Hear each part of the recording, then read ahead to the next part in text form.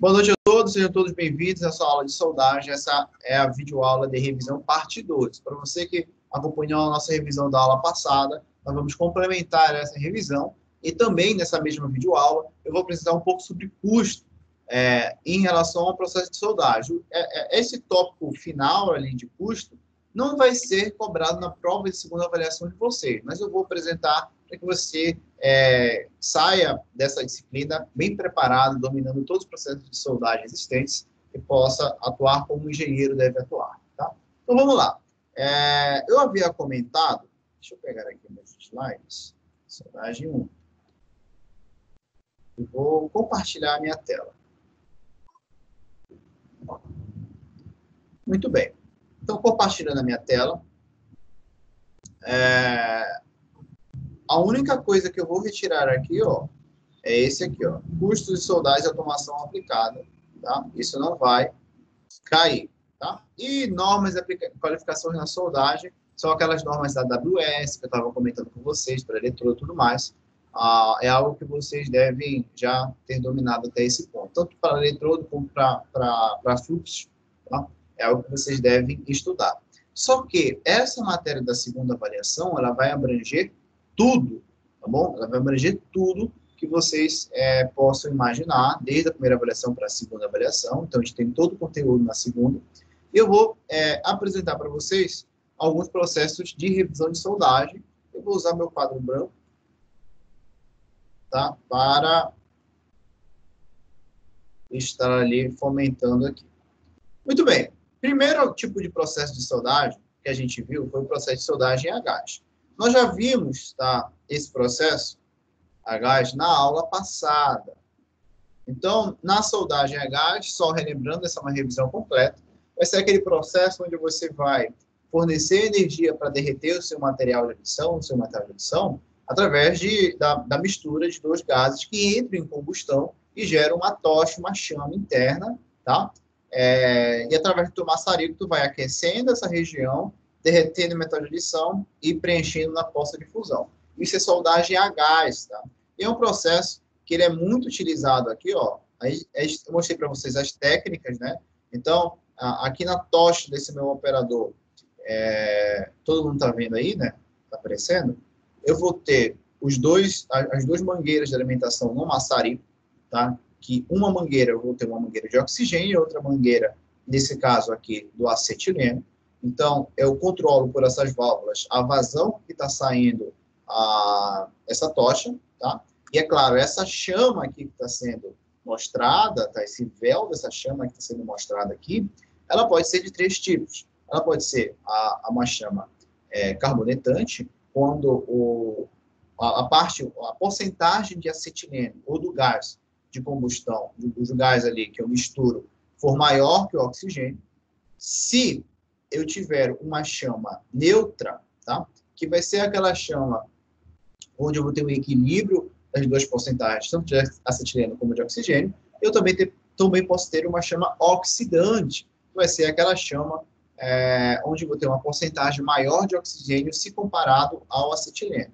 Aí essas chamas, como eu já havia mostrado previamente para vocês, elas têm estas características. Então, uma chama um pouco maior aqui é uma chama carbonetante, uma chama com essa característica aqui seria uma chama neutra, e essa chama menorzinha seria uma chama oxidante, tá? Então, cada uma dessas chamas é aplicada para diferentes tipos de materiais que você está soldando. Então, você consegue ver, através do véu dessa chama, qual tipo de propriedades que eu vou ter ali para soldar, tá?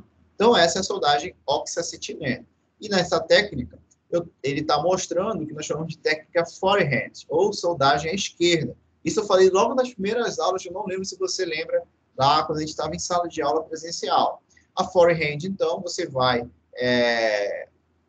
ela é chamada de solda à esquerda porque você está segurando o material de adição, o metal de adição com a sua mão esquerda, só que ela é forehand porque você bota o material de adição à frente aqui da tua tocha, tá? À frente da tua chama. E você vai puxando isso aqui, derretendo, e soldando, olha, como ele está fazendo aqui. Então, ele começa aqui, ó, aquecendo, tá?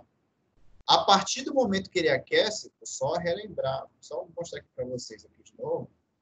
Então, olha lá, ele vai aquecer a região. Nota que ele não aproximou aqui o metal de adição aqui da minha chama. E a partir do momento que ele vê que aqueceu consideravelmente aqui, aí sim, esse anúncio aqui, assim ele aproxima e começa a soldar.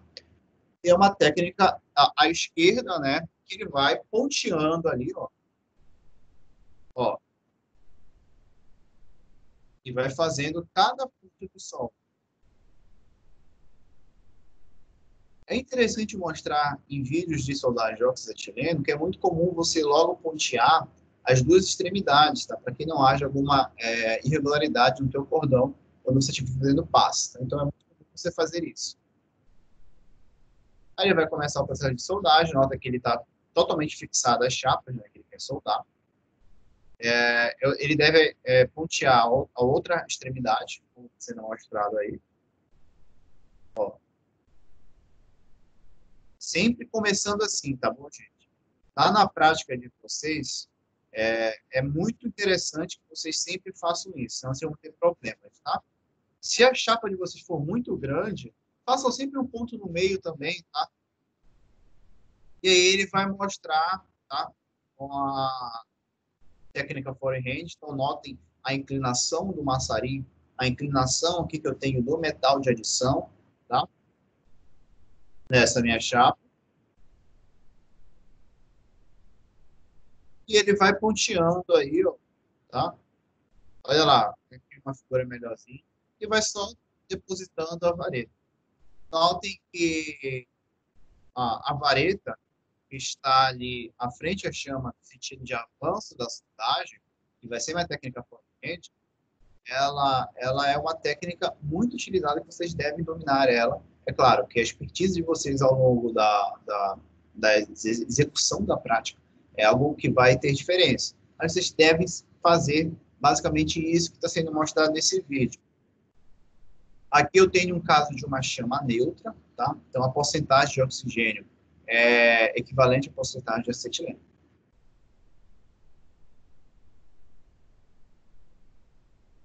Notem também a proximidade que eu tenho aqui do meu maçarico com a poça de fusão, tá? Ele fica bem próximo aqui da região que eu estou soldando.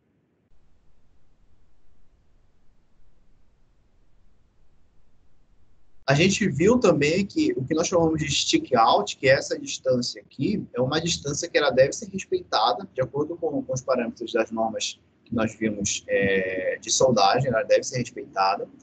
E se você não respeitar isso, é muito provável que a aparência do teu cordão de solda seja uma aparência ruim.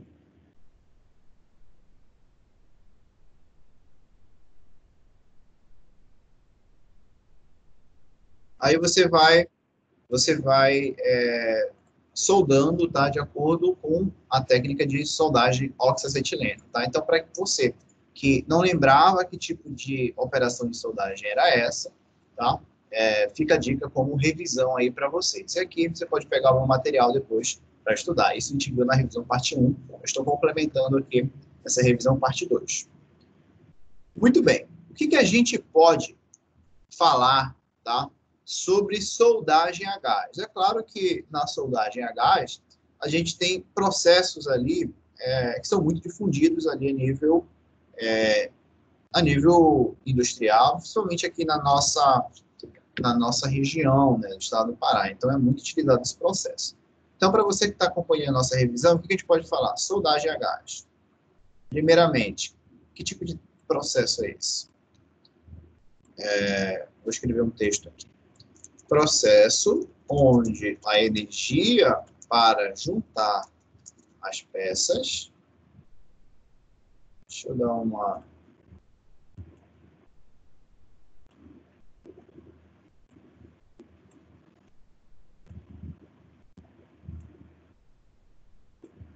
Acho que aqui foi.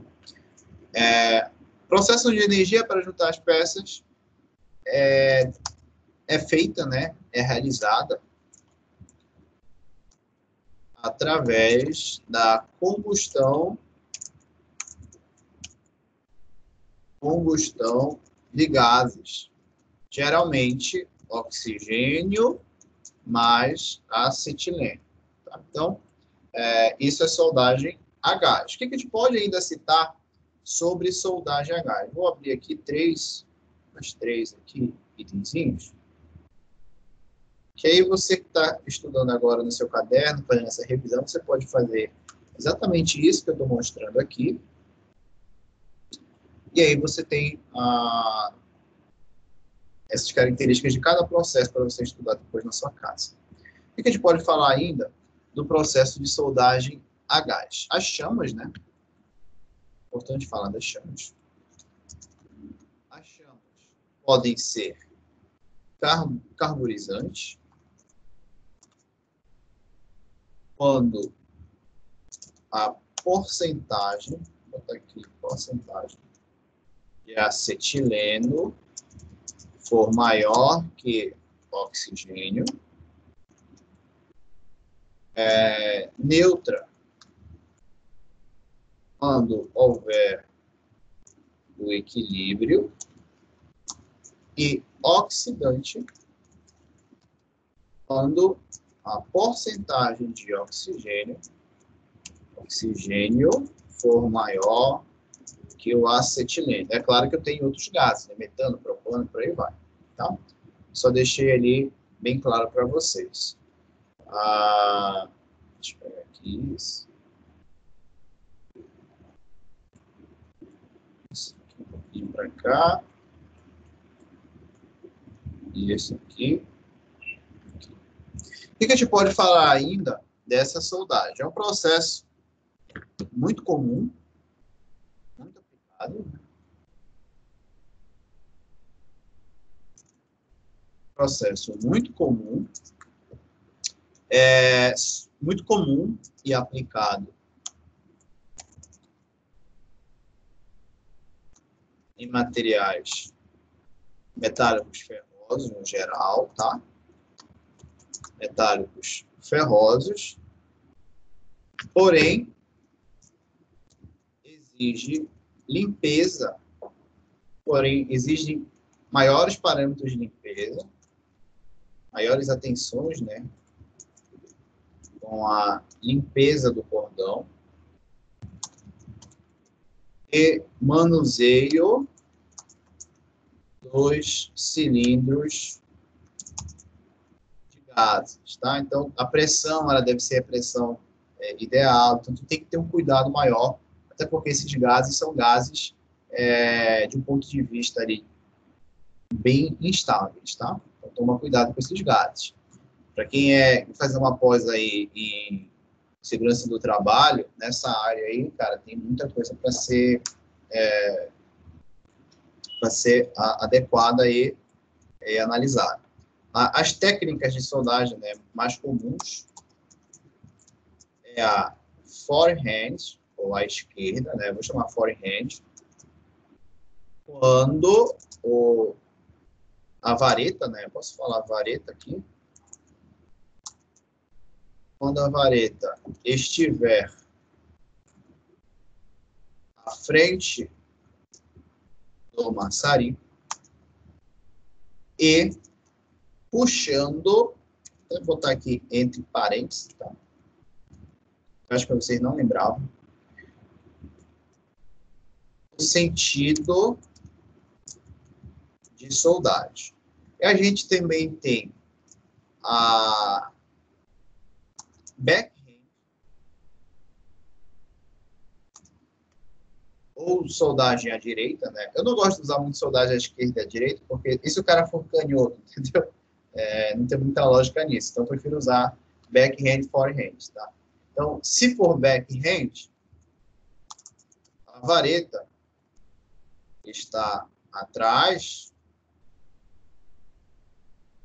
nem atrás do maçarico.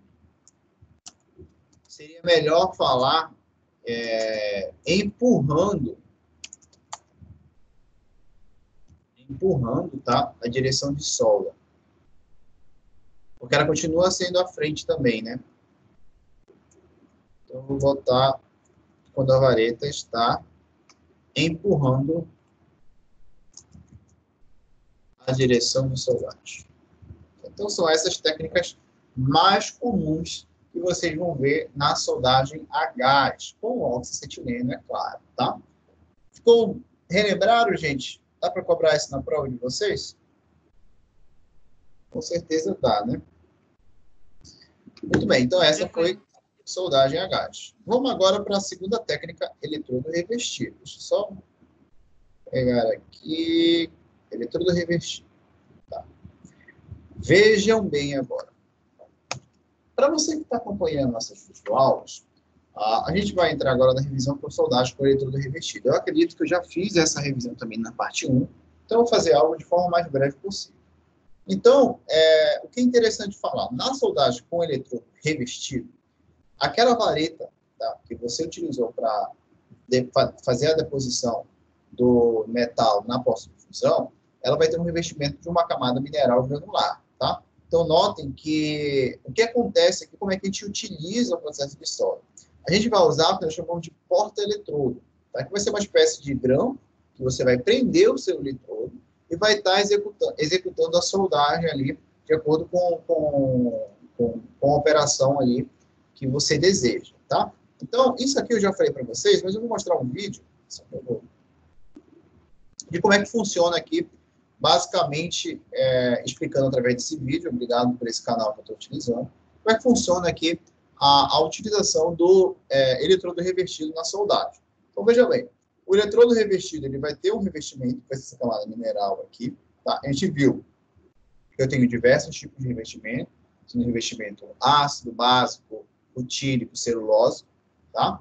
E a partir do momento que esse processo ele recebe corrente elétrica, então notem que a energia para você soldar, ela não é uma energia referente ao calor fornecido pela combustão, e sim pelo calor proporcionado pela passagem de corrente elétrica. Quando a corrente elétrica passa por esse meu eletrodo revestido, o que vai acontecer é que eu vou abrir aqui o meu arco elétrico, meu arco elétrico de fusão, tá? E por esse aquecimento do eletrodo, ele vai acabar se decompondo, ele vai ter uma mudança aqui de fase, tá? Saindo do estado sólido para o líquido e preenchendo o metal base. Isso é o eletrodo revertido. Qual é a grande característica que a soldagem de eletrodo revestido nos tem, que a soldagem, por exemplo, de oxacetileno não possui? A estabilidade do teu arco vai ser uma estabilidade muito maior. A utilização do revestimento, ela vai ser primordial para que você tenha uma estabilidade maior, tá? Durante a abertura do arco elétrico.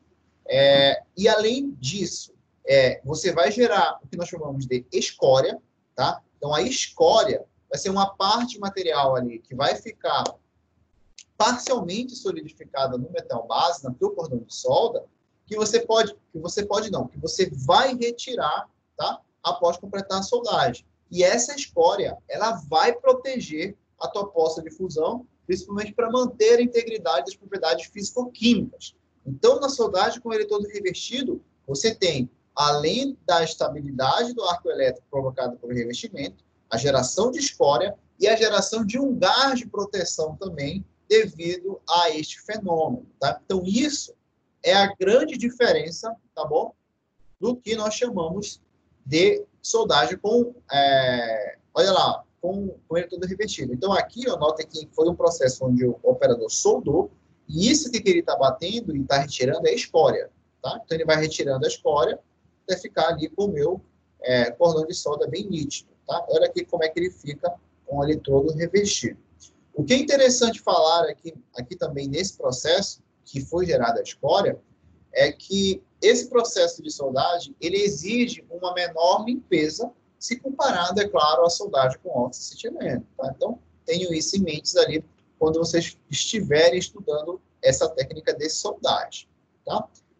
Onde vocês vão aplicar a soldagem com eletrodo revertido para materiais com espessuras que variam de 1,5 a 30 milímetros em todas as posições, tá? Basicamente, todas as posições você consegue ali fazer isso. A gente pode ainda falar sobre pontos interessantes da soldagem com eletrodo revertido, é que você vai adicionar elementos de liga na poça de fusão, isso vai melhorar as propriedades físico-químicas, você vai facilitar a soldagem fora de posição, você vai ajustar a composição química do seu cordão e você vai reduzir o nível de respingo e fumos gerados. E isso vai te proporcionar uma qualidade melhor da região que está soldando. Professor, esse é o melhor processo que a gente tem de soldagem? Não, é um processo extremamente versátil, extremamente barato, tá? E vocês devem levar em consideração isso. É por isso que muitas empresas também utilizam a soldagem com eletrodo revestido como ponto-chave ali, tá? Nas operações de soldagem. Peguei coisa errada. Vamos ver se tem mais alguma coisa aqui. Aqui é a nomenclatura de soldagem, né? Seria interessante relembrar. Então, deixa eu pegar aqui para vocês a nomenclatura. Essas soldagens aqui, ó, elas seguem, tá, de acordo com as normas que a gente tem para a segunda avaliação, normas específicas de nomenclatura. A principal norma específica que a gente vai adotar é a AWS, né, American Welding Society 5.1, que é uma norma americana que a gente utiliza aqui no Brasil, que é muito boa. Essa norma, ela descreve os eletrodos revestidos de acordo com essas numerações e letras aqui que eu vou apresentar. Então, o primeiro dígito, que é esse dígito aqui, ó, XXX, ele vai indicar a resistência mecânica do material, tá? Isso é claro no sistema inglês em KSI. O segundo dígito, que é esse Y, ele vai indicar a posição de soldagem. Se tiver um aqui, vai ser todas as posições. Se tiver dois, plana horizontal. 3 somente plana. 4, vertical descendente. E por aí vai. E o último dígito vai indicar o tipo de revestimento que foi adotado, além de, claro, da corrente elétrica formada. Então, aqui, por exemplo, vamos analisar esse eletrodo 6013, que é um eletrodo rutílico. Então, 60 seria a resistência mecânica dele, 60 KSI, ou 60.000 PSI. Ele é aplicado ali para soldagem em todas as posições. E o 3 vai indicar exatamente que ele é feito para um material com eletrodo rutílico, com corrente alternada, variando acima de 50 A, ou corrente positiva com polaridade direta ou inversa, tá? Então, isso é a norma que vocês têm que aprender ali para fazer a nossa prova. De revisão, o que a gente pode falar ainda sobre a soldagem com o eletrodo revestido? Então, vou pegar aqui. Eu não sei se eu mostrei o porta-eletrodo aqui, né? Olha aqui como é que ele solda, na verdade. É até interessante mostrar esse vídeo. Aqui ele fala de junta de topo. Vamos ver se tem aqui, ó, um vídeo. Aqui, ó, olha aqui, ó. Esse carinha aqui é o meu porta-eletrodo, tá bom, gente? E ele você vai prender o seu arame. Deixa eu ver se tem um. Ah, tá aqui, ó. Peguei esse vídeo, sabia que eu tinha separado. Então, nota aqui, ó. Esse operador desse vídeo aqui que eu estou mostrando, ele vai juntar essas duas peças como se fosse uma junta em ângulo aqui, tá? E o que ele vai fazer primeiro? Ele vai pontear, né?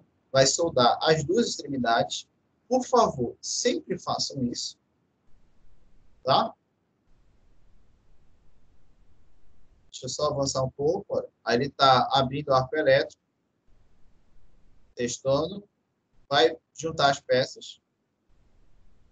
Ó, aí, olha, isso aqui, ó, já é o meu eletrodo revestido. Olha como ele faz. Liga, ponteou. Do outro lado, liga, ponteou. Ó, aí o que foi? Ele vai pontear também do outro lado, tá? Para evitar tipo de problemas. Ó, e vai lá, olha lá. Notem, olha a técnica que ele está utilizando. Como ele está ponteando e já está soldando, ver se eu consigo pegar aqui. Não consegui, acho que consegui agora. Agora, notem o seguinte, ele vai soldar toda essa região aqui, tá? Sendo mostrado, ele já ponteou. Infelizmente, não está mostrando o porta-eletrodo, mas ele está com o porta-eletrodo aqui em cima, tá? E está aqui de cima, abrindo o arco elétrico, fechando, abrindo, fechando, abrindo, fechando. No momento que ele abre, ele coloca o capacete ali de soldagem, tá? Com a viseira ali, lente número 10, por exemplo, coloca lá, ponteou, viu se está certo, voltou. Ponteou, viu se está certo, vai ponteando toda a região até ele completar a soldagem, tá? Não, toma cuidado aqui, ó, tu viu que quando ele abriu, ele agarrou, tá? Foi porque ele manteve muito tempo ali o eletrodo revestido em contato com a peça. Então, toma cuidado também com isso. É rápido isso.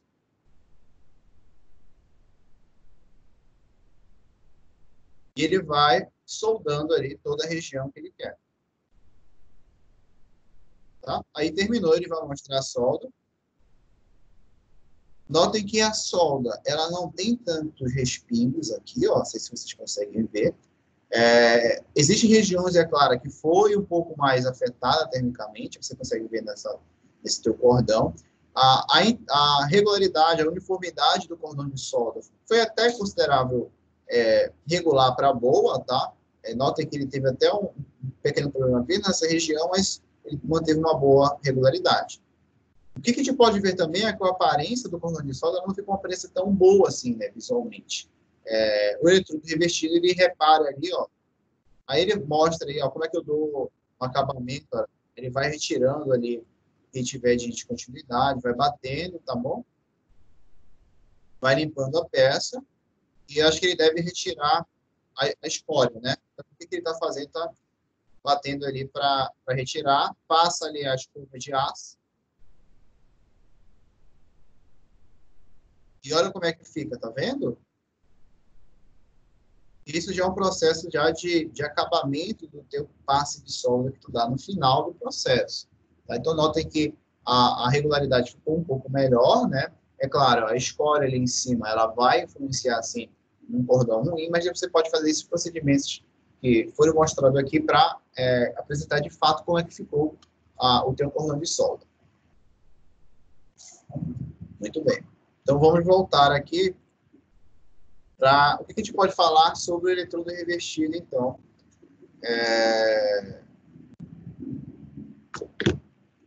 Nesse processo de soldagem. Vou pegar aqui. Na verdade, eu vou só baixar um pouco aqui, só para não ficar junto ali. Então, soldagem por eletrodo revestido.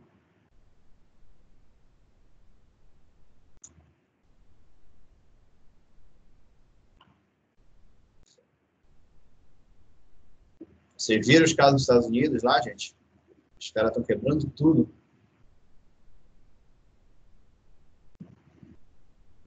Sim. Tá o maior caos lá, professor. Pô, lá tá Até foda. o Animals entrou no O meio. engraçado é a galera da supremacia racial branca no grupo supremacia racial vendo. Professor, ele tá errado ou não, professor? Oi? Tá errado, entendeu? Olha, não, eu acho que, assim, sincero contigo, eles estão certos em reclamar, né? Principalmente para a população negra, eles são muitos anos ali infelizmente, eles têm ali uma cultura muito, muito forte contra essas pessoas dessa etnia, né? Mas eu não posso te falar se eu acho correto ou não, tipo, toda ali o vandalismo, tá?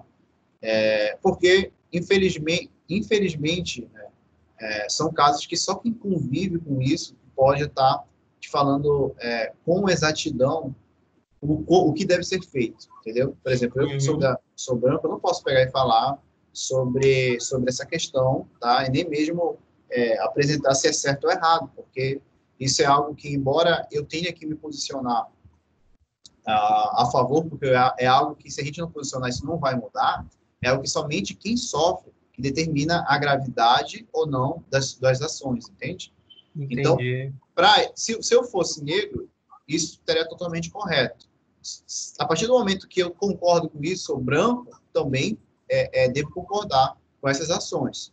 Agora, é claro, ações do ponto de vista estratégico, de forma com que tudo que está sendo apresentado seja reconhecido como algo que deve ser mudado na sociedade americana. Tá bom? Verdade, com certeza.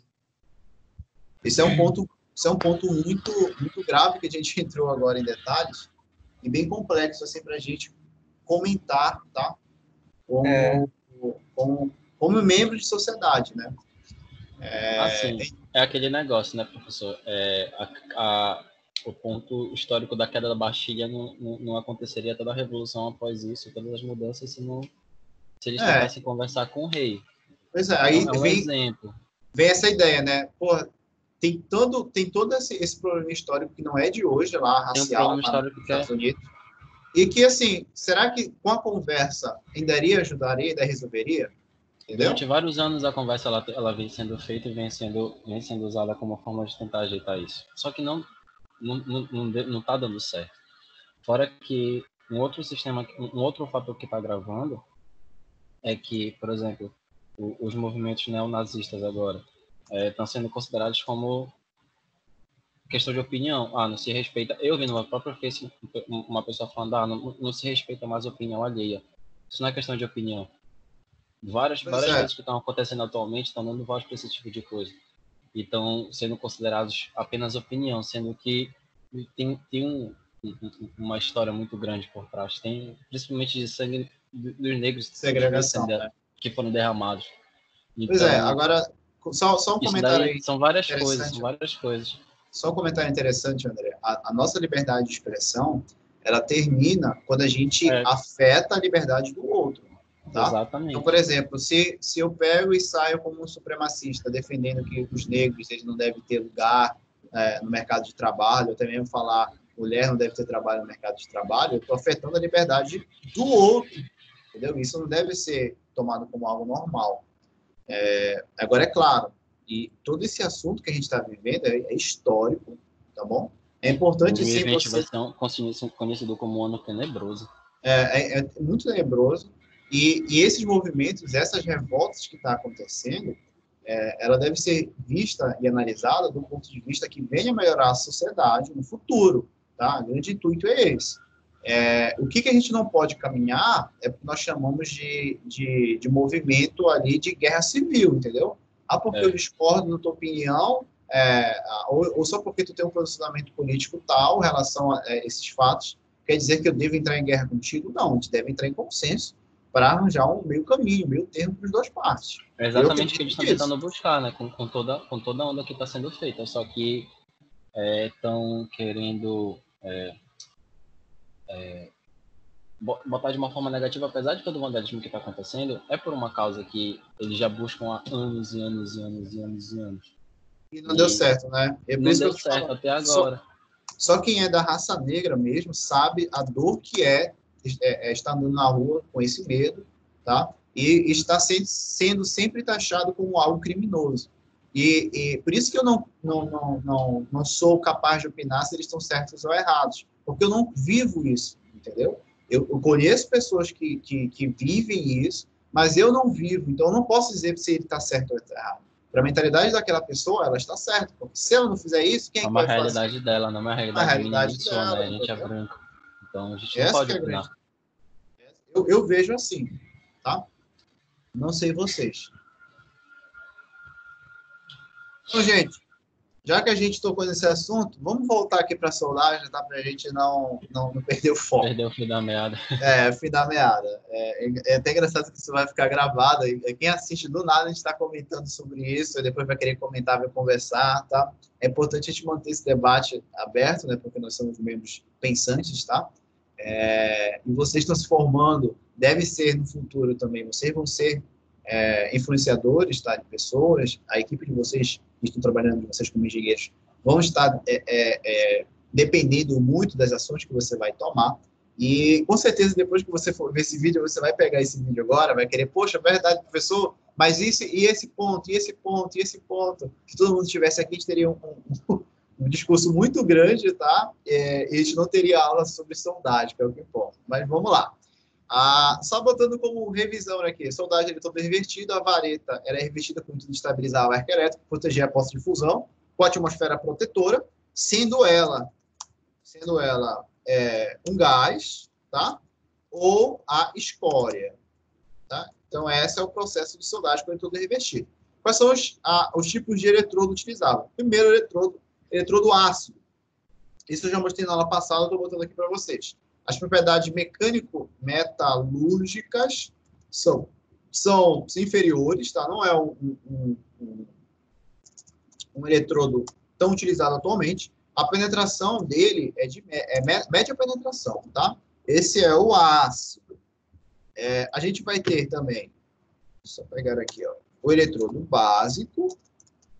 Esse eletrodo já vai ser um eletrodo com propriedades melhores, tá? Que te proporcionam ali. A penetração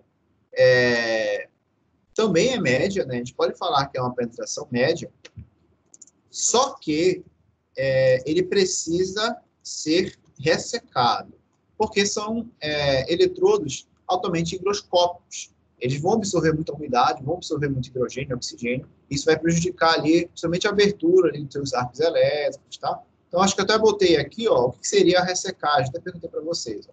Então, é quando você pega esse eletrodo e submete ele a um forno, uma temperatura ali estabelecida por um determinado tempo em horas, né? Então, aqui, por exemplo, o eletrodo básico, você mantém ele no forno de 325 graus, com essa minha diferença aqui, para mais e para menos, em um tempo que varia de 1h30, tá? Então, isso, se aproveitar aqui de aulas passadas que eu estava dizendo com vocês. Isso é uma característica do eletrodo básico. Deixa eu apagar isso aqui, depois eu coloco. A gente tem ainda o celulósico, que é um eletrodo, gente, que vai ter alta penetração, tá? Cordão de solda, mas gera muitos fumos. Tá? Então, é um eletrodo ali, a composição química dele acaba gerando muitos fumos, e esses fumos podem prejudicar, por exemplo, todo o aparelho respiratório do teu soldador, pode irritar os olhos e por aí vai. É um eletrodo ali que tem que tomar um pouco de cuidado, mas ele eleva bastante a tua produtividade. E o rutílico, tá? É o outro eletrodo, revestido, é claro, que ele vai ter média penetração, na verdade, eu posso até falar de pequena média, né? Média penetração, só que vai ter o melhor acabamento dos cordões obtidos. Então, vocês vão ver que esse eletrodo, que é o eletrodo revestido rutílico, ele vai te proporcionar essas características aí, né? E o que a gente pode falar ainda de complemento? Se vocês tiverem algum complemento de eletrodo revestido, vocês podem estar nos complementando, tá bom? Até porque isso é uma revisão que você pode apresentar o que você lembra desse assunto. A gente pode falar ainda que ele é aplicado em todas as posições de solda, tá? Tanto plano, horizontal, vertical e por aí vai, tá? O que a gente pode falar ainda, né? Norma AWS 5.1. Só para a gente terminar aqui, ó.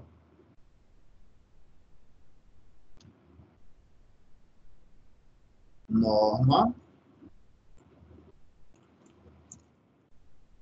AWS 5.1, tá? Então, é a norma que diz ali o tipo de eletrodo que a gente verificou. Então, só botar aqui a norma, tá? Só botar aqui o que eu estava falando para vocês, é isso aqui que a gente tem.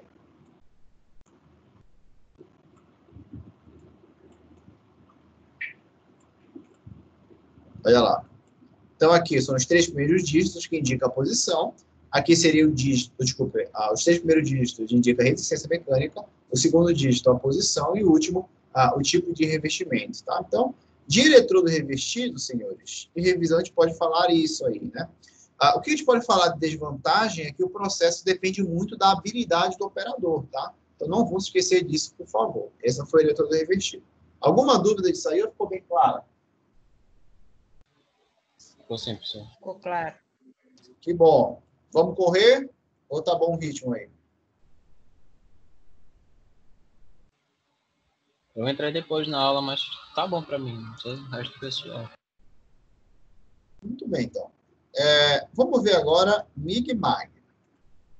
Deixa eu pegar aqui, vou fechar esse aqui revestido, vou abrir MIG-MAG. Tá.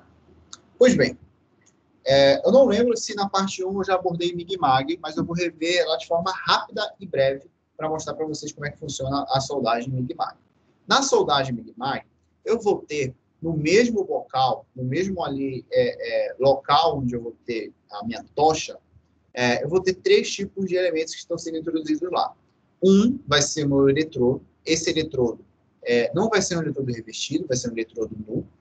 Eu vou ter o cabo da minha corrente elétrica, que vai ser responsável por abrir o arco elétrico. Só que eu vou ter um outro constituinte, que é a injeção de um gás de proteção ideal, tá? Na soldagem com eletrodo revestido, aquele gás que protegia a tua poça de fusão, ele é gerado pelo aquecimento da camada mineral do teu eletrodo. E ele protegia ali, de uma forma bem simples ali, a tua poça de fusão. Na soldagem MIG-MAG, tá? Eu vou ter toda a proteção sendo feita por um gás específico. E esse gás, ele pode ser gás ativo ou gás inerte, tá? E é isso que a gente tem que falar para vocês sobre as diferenças da solda MIG para MAG. Então, notem, aqui, ó, eu tenho justamente a minha tocha, tá? E se você for analisar, eu consigo ver apenas vareta não, o arame, né, que vai ser o meu eletrodo, que não é revestido aqui na pontinha. E bem similar ali ao processo TIG que vocês viram, eu vou estar injetando aqui o meu passe de solda, fazendo o meu passe de solda nessa região que eu quero soldar.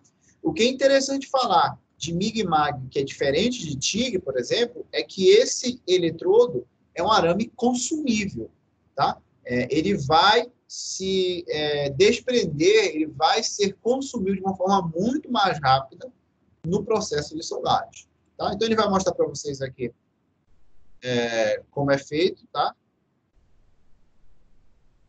E notem aqui, ó, gente, ele iniciou aqui a abertura do arco elétrico, e nota que ele está utilizando uma movimentação para soldagem, que é o que chamamos de movimentação em espiral.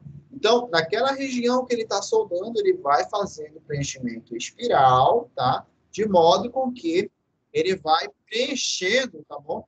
Toda essa região. É importante você começar esse processo a cerca de 30 a 40 milímetros ali do início, tá? Da tua solda, porque ela vai dar essa margem para ser preenchida ali nesse começo.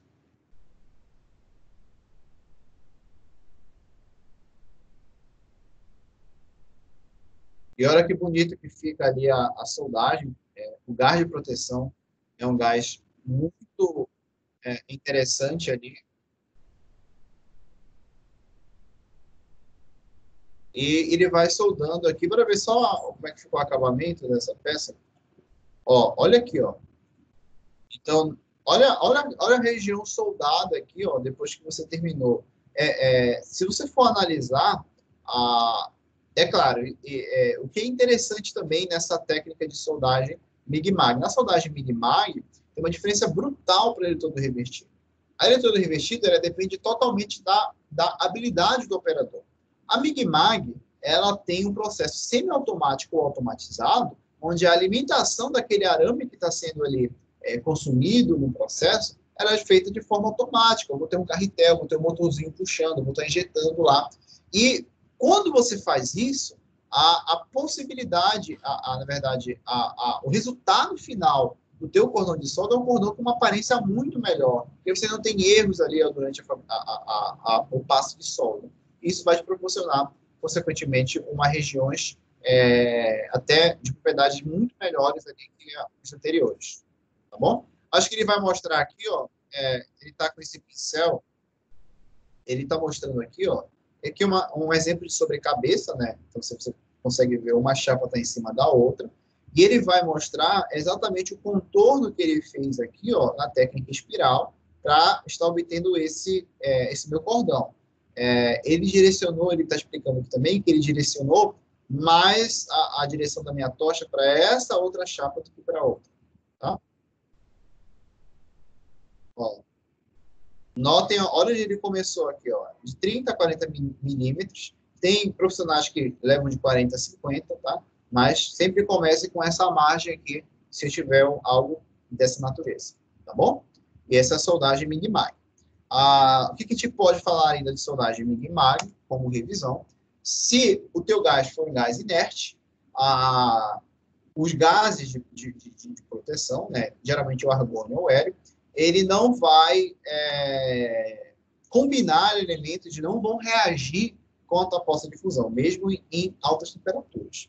Se o teu gás for ativo, assim está uma reação na poça de fusão com aqueles elementos lá, e geralmente os gases utilizados É o dióxido de carbono e o oxigênio, tá bom? Eu posso ter, claro, misturas desses gases aí, tá? Durante o processo Mig-Mag. O que a gente pode falar ainda no processo Mig-Mag? Eu já consigo aplicar ele em migas ferrosas e não ferrosas, tá? Soldagem de tubulação é muito legal, tá? De você estar funcionando com Mig-Mag, mas tem um ponto principal: exige pouca limpeza com a soldagem. E isso para a produtividade é excelente, tá? O que a gente pode apresentar como desvantagem são os custos, que são, claro, mais elevados, tá? Então, o que a gente pode falar sobre o Mig-Mag? Vamos colocar aqui nossos pontos iniciais.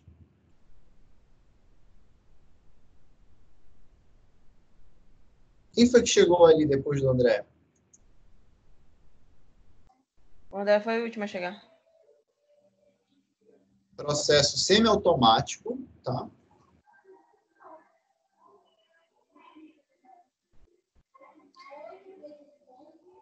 Processo semiautomático que exige pouca limpeza após a operação de solda, tá? O que a gente pode falar ainda mais sobre esse processo? Se o teu processo for MIG, né? Vou botar aqui.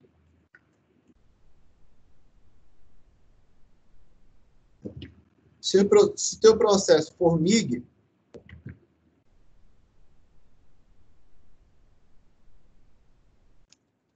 processo MIG, gases inertes não reagem com a poça de fusão.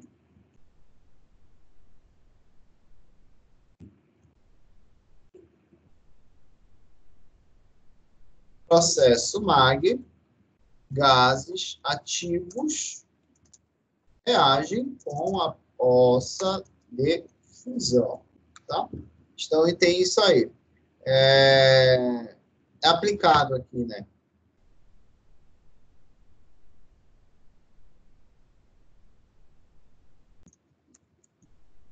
Nosso amigo Pablo, ele está fazendo um TCC que ele utiliza só o da Mig-Mag também lá. Se vocês quiserem, eu não sei se a gente tem na UNAMA as máquinas de Mig-Mag, mas a gente pode ir lá na empresa dele e a gente pode fazer uma visita lá, ver o pessoal soldando. Quem sabe consegue até que vocês utilizem a máquina lá. Ferrosas e não ferrosas. Aplicado em ligas ferrosas, desvantagem, a gente pode falar, equipamento mais caro. Outro ponto interessante, só para a gente terminar, técnica.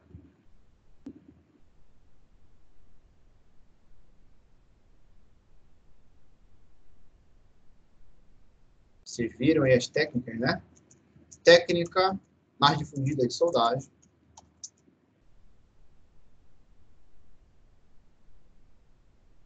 Difundida de soldagem.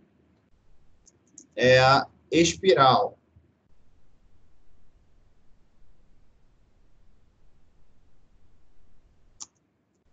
Com cerca de 30 a 50 milímetros de distância do ponto inicial das chapas. Então, gente, de soldagem Mig-Mag, o que a gente tem para apresentar para vocês é isso. A prova de vocês de segunda avaliação vai ser uma prova, depois que a gente tirar uma foto aí, né? Vai ser uma prova que ela vai ser mais destinada a questões com respostas subjetivas sobre o que é o processo, sobre situações ali referentes a tudo isso que eu estou pensando aqui nessa revisão, do que o cálculo em si, tá? As questões de cálculo vocês fizeram mais para a primeira avaliação. Na segunda avaliação, eu vou requerer de vocês mais questões subjetivas nessa prova, tá? Então, se preparem para isso, para essa prova de segunda avaliação. Muito bem, deu para relembrar a Mig-Mag? Alguma dúvida sobre isso? Tudo certo. Entendi. Vamos lá. Entendido, né? E agora a gente chega nas duas últimas processos de soldagem, que a gente tem o TIG, né? E vamos falar sobre o TIG. Já que estamos aqui, TIG. Vou imitar.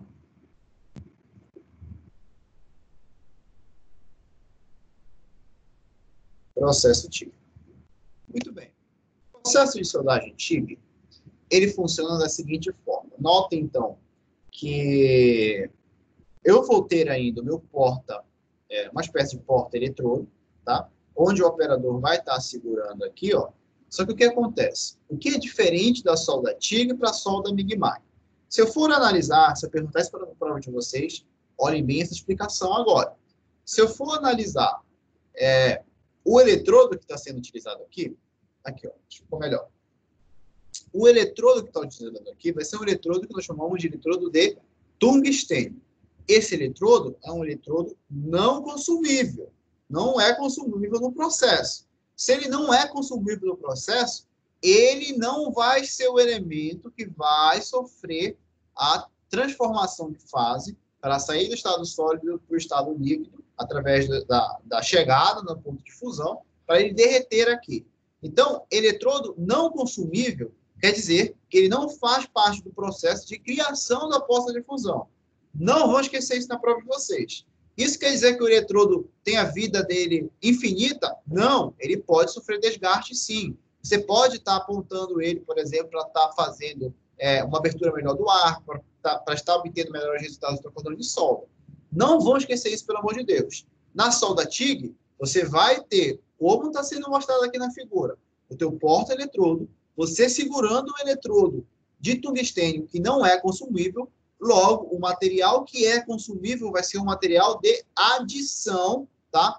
Como está sendo mostrado na figura. Então, notem que é preciso você segurar com uma mão a tua tocha com o teu porta-eletrodo e com a outra o metal de adição. Não vou esquecer isso para a prova de vocês, tá bom? Esse é um processo, do ponto de vista de qualidade da solda, excepcional. O melhor processo que vocês vão ter, obtendo ali a aparência do cordão, é soldagem TIG, tá?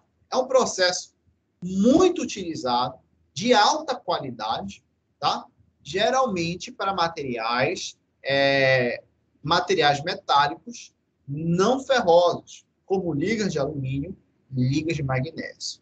Professor, eu posso soldar soldagem TIG com outro tipo de material? Pode usar o material metálico ferroso, sim, né? Um aço, tá? É o aço inoxidável também, tá?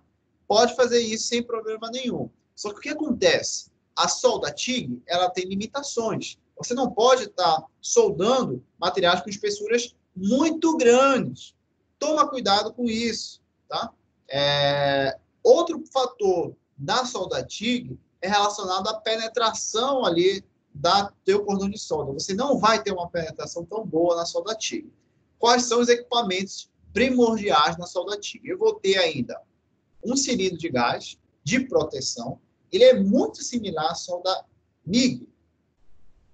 A solda MIG utiliza gás inerte, como eu já havia falado para vocês. A diferença é que na minha tocha, no meu porta-eletrodo, esse eletrodo ele não é consumível. É um eletrodo de tungstênio.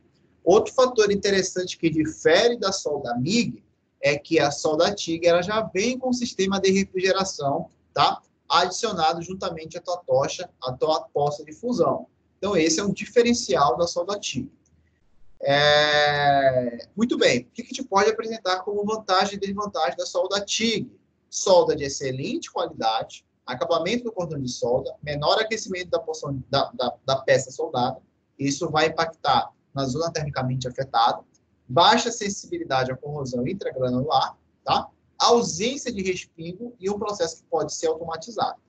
Quais são as desvantagens? Utilização na presença de corrente do ar, tá? Isso vai ter problemas para vocês. A estabilidade do arco elétrico não vai ser tão boa com relação a isso. Inadequado para a posição de chapas maiores de 6 milímetros, produtividade devido à baixa taxa de deposição, além de, claro, no custo do equipamento, tá bom? A solda TIG, ela deve ser analisada em referentes a alguns parâmetros. Eu acho que isso eu já expliquei na aula passada, mas eu vou revisar de novo aqui.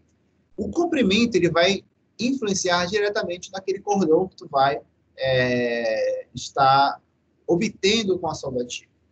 Esse comprimento, que nós denominamos por distância stick-out, que vai ser esse comprimento do arco, a distância entre o eletrodo no consumível e a peça, ela vai nos dizer o seguinte: quanto menor essa distância, o teu cordão vai ser mais estreito. Quanto maior for a tua distância, cordão mais largo. Se eu tenho ali a distância ali, stick-out, como influenciador na prensa do cordão, outros parâmetros também vão ter essa influência. Um deles é a velocidade. Quanto maior for a tua velocidade de soldagem, cordão mais estreito, menor penetração, como está sendo mostrado aqui. Quanto menor a velocidade, quanto menos rápido você for, o teu cordão vai ser mais largo e a tua penetração vai ser maior, tá? E para terminar, quanto maior for a corrente, teu cordão mais largo com maior penetração, quanto menor a corrente, cordão mais estreito, menor penetração. Isso nós já vimos na revisão parte 1, tá? E aqui, ó, eu teria um exemplo de solda TIG, tá? E olha aqui a qualidade, a uniformidade do cordão. Então, notem que eu abri o arco elétrico aqui, juntamente a minha tocha com o meu porta-eletrodo. O meu material de adição vai ser aproximado, tá? E com esse terceamento aqui, ó, ele vai derretendo. Notem que para esse material aqui, eu tenho uma inclinação quase total do processo de soldagem, e ele vai aquecendo o material de adição e vai preenchendo ali a proposta de fusão. Tá? Então, essa é a solda TIG. Solda TIG. E que a gente pode falar sobre revisão da solda TIG. Deixa eu pegar aqui. Solda TIG.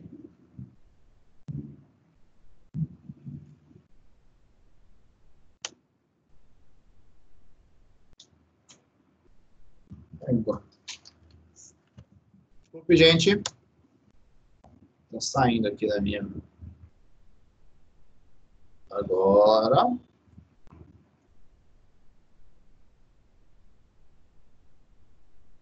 Estamos quase terminando, tá, gente?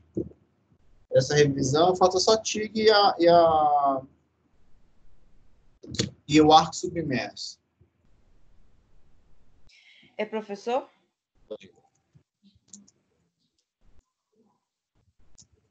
Pode falar, estou escutando. Essa distância, velocidade e corrente só serve para o TIG, né? Sim, para o TIG. Embora a gente pode associar também isso para a solda MIG-MAG, tá? Embora você pode se associar também para elas. Para eletrodo revestido e solda oxetileno, não é exatamente assim que funciona, mas ela tem associação também. Vocês vão ver, por exemplo, a solda eletrodo revestido, só dando um conhecimento a mais para vocês. Quanto menor for a amperagem, olha lá, quanto menor for a amperagem na solda com eletrodo revestido. Deixa eu pegar aqui, só para vocês terem essa noção. Ó, aqui, ó. Isso aqui é a solda TIG, né? Então, eu falei para vocês, ó, que quanto menor for a corrente elétrica, o cordão vai ser mais estreito e menor penetração. Isso para TIG. Mas no eletrodo revestido, por exemplo, a gente percebe que quanto menor for a amperagem, se tiver uma amperagem baixa, uma menor corrente, e uma menor voltagem no teu processo, tu vai reparar que esse teu cordão de solda, ele vai ser muito volumoso. O reforço dele vai ser muito grande, a largura vai ser muito grande. Então, é diferente, tá bom, para eletrodo revestido. Tudo bem? Tudo bem. De tungstênio. Eu utilizo o eletrodo não consumível de tungstênio, ou seja, não faz parte do material de adição, tá? Que proporciona excelente aparência do cordão de solda, tá? Esse é o processo TIG. O que a gente pode falar ainda do processo TIG? Vocês podem me ajudar, tá? Por favor. O que a gente pode citar aqui?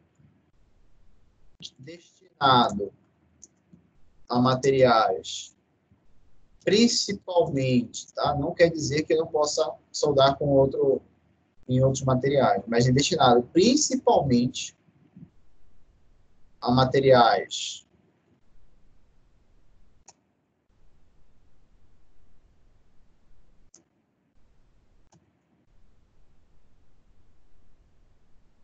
não ferrosos, como alumínio e magnésio, em espessuras que são inferiores a 6 milímetros, tá bom? E a gente pode falar ainda sobre esse processo. Baixa produtividade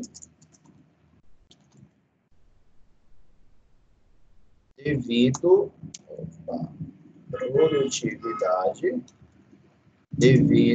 à taxa de deposição pequena.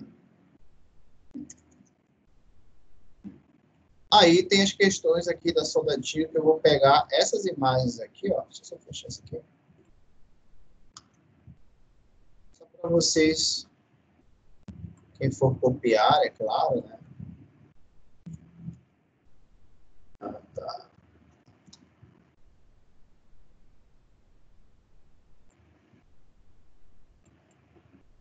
Isso na soldadinha. Basicamente isso, tá bom, gente? Só da TIG, vocês têm que estudar. É claro que tudo isso que eu estou falando aqui nessa revisão, vocês devem sim estar ali pegando os materiais, tá? Isso aqui, a revisão é só um resumo, tá? Que vocês têm que estudar para a prova. Como vai ser uma prova que vocês vão fazer com consulta, vocês podem pegar o material, os livros, tá? Disponíveis. Eu tenho alguns livros que eu posso fornecer para vocês, tá? Eu acabei não fornecendo esse semestre por conta dessa pandemia, mas eu tenho alguns livros assim que depois você pode estar pegando comigo, tá bom? São livros muito bons. Tá? Solda TIG.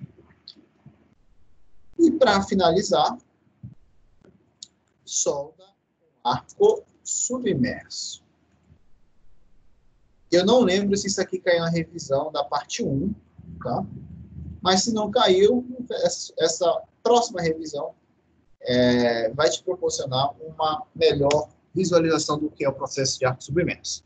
Então, gente, o processo de arco submerso é um processo que também é feito com arco elétrico. Só que o que acontece é que o eletrodo, ele não é apenas o grande constituinte, ele não tem um grande papel ali para você soldar. Durante a operação de soldagem por arco submerso, o teu cordão de solda, ele é coberto, ele é recoberto por uma camada de mineral granulado, denominado de fluxo, tá? E esse fluxo vai estar proporcionando algumas características do meu processo de soldagem. Quais são as aplicações típicas do processo de arco submerso? Indústria marítima e petrolífera, e principalmente ali a fabricação de vasos de pressão e tubos de costura com tanques de armazenamento, tá? Então, é basicamente isso que você vai aplicar. O que é interessante falar desse processo, tá? É as seguintes características. Ele vai ter uma elevada velocidade de soldagem, as taxas de deposição de material vão ser imensas, vão ser tremendas, boa integridade do metal de solda, fácil uso, melhor ambiente de trabalho ao operador. Quais são as desvantagens? Eu posso falar limitação de posição para a soldagem, apenas plano horizontal, e utilização de controle maior dos equipamentos, além de, claro, de custos mais elevados para você estar soldando com arco submerso. Então, geralmente, gente, o que acontece aqui, ó, vou mostrar esse vídeo, eu vou ter aqui o meu porta-fluxo que está aqui em cima, injetando fluxo mineral aqui, ó, e junto o meu arco elétrico está fazendo a soldagem, está derretendo o meu eletrodo. Nesse caso, vai ser um eletrodo consumível. Notem que eu vou ter um carrinho de solda aqui acompanhando ao lado, tá? Fazendo aqui a movimentação do passe de solda de forma automática, tá bom? Ele está mostrando aí a máquina, tá? E ele vai executando a soldagem é claro, dependendo de como você alinhar isso aí, tá? Até completar todo o processo.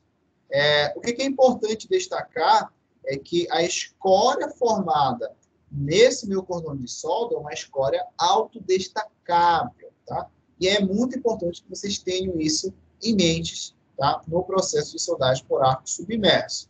O que a gente pode ainda citar, além dessa questão da máquina e como é feita, são ali as formas alternativas no processo de soldagem arco submerso. Então, eu tenho a forma tandem arc, que é aquela forma com arames múltiplos, vai ser uma alternativa para você aumentar a produtividade. A gente tem a configuração de twin arc, ou arames paralelos, quando você tiver largas áreas de soldagem para você preencher, e você pode ter ainda soldar, substituindo o teu arame, substituindo o teu eletrodo por uma fita. Aí você vai, principalmente, destinar a revestimentos. Tá? A gente pode falar isso para vocês. Além disso, a gente vai ter os fluxos também. Tá? Então, os fluxos vai ser aquele material granulado que vai preencher ali o teu cordão de solda, como está sendo mostrado aqui, ó, tá? Então, aqui eu vou ter a minha tocha com o meu eletrodo, e aqui vai ter o meu elemento que está depositando o meu fluxo. Não, acho que é o contrário. Aqui eu estou depositando a tocha, aqui eu estou fazendo ali a soldagem. Então, esse fluxo, ele pode ser fluxo neutro ou fluxo ligado.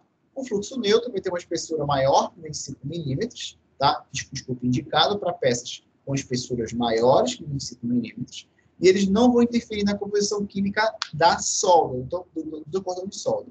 E eu vou ter ainda os fluxos ligados, que vão ser fluxos que vão, sim, ter interferência com elementos de liga na poça de fusão, tá? E vai ser destinado para espessura de peça inferior a 25 milímetros.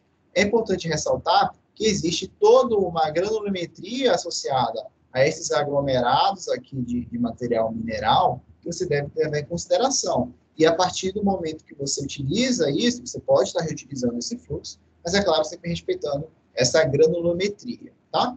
Então, eu vou mostrar para vocês, eu acho que eu tenho ainda algo de arco submerso, aqui, ó, tá? E aqui seria um